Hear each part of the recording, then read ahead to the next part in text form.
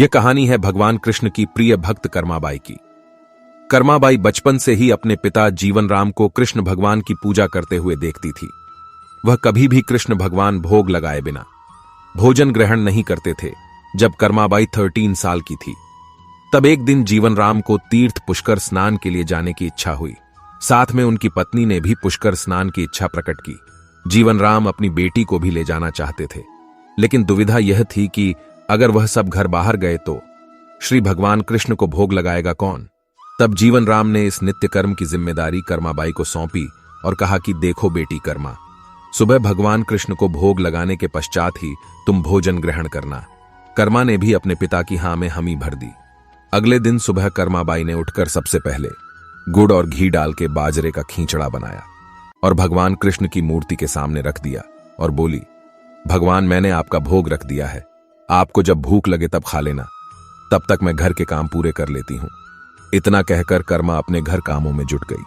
काम करते करते बिच बिच में आकार देखने पर जब कर्मा को झांत हुआ कि भगवान ने अभी तक खिचद्दा नहीं खाया है, तब उसे संदेह हुआ कि शायद खिचद्दी में घी और गुड़ कम है, इसलिए भगवान कृष्ण भोजन ग्रहण नहीं कर रहे हैं। तभी कर्माबाई ने खिचद्दा में थोड़ा गुड़ और घी मिलाया और मूर्ति के सामने बैठ गई।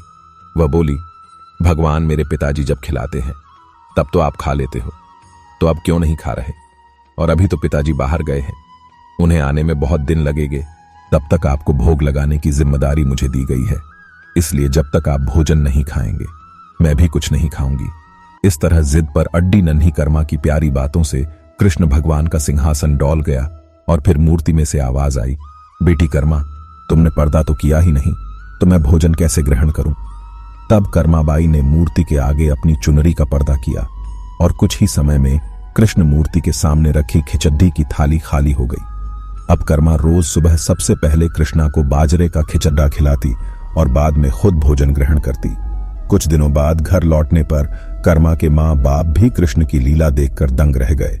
इस तरह कर्माबाई ईश्वर कृष्ण की निस्सीम भक्त बन गई। अपने जीवन के अंतिम दिनों में कर्माबाई भगवान जगन्नाथ की नगरी जगन्नाथ पुरी में एक कुटिया में बस गई थी।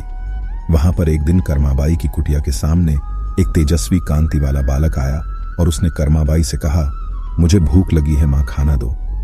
उस वक्त भी कर्मा अपने भगवान कान्हा को खिचद्दा का भोग लगा रही थी। कर्मा ने उस बालक को भी खिचद्दा खिलाया। उसके बाद से वही बालक हर रोज कर्मा के हाथ का खिचद्दा खाने आता था। यह सिलसिला कई वर्षों तक चलता रहा।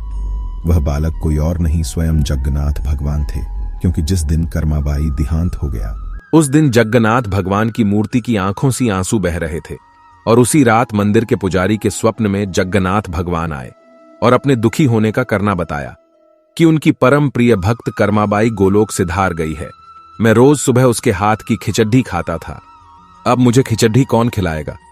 अगले दिन से मंदिर के पुजारियों ने निर्णय लिया, भगवान को रोज बाजरे के खिचड्डा को भोग लगेगा और उस भोग का नाम दिया गया कर्माबाई की खिचड्डी।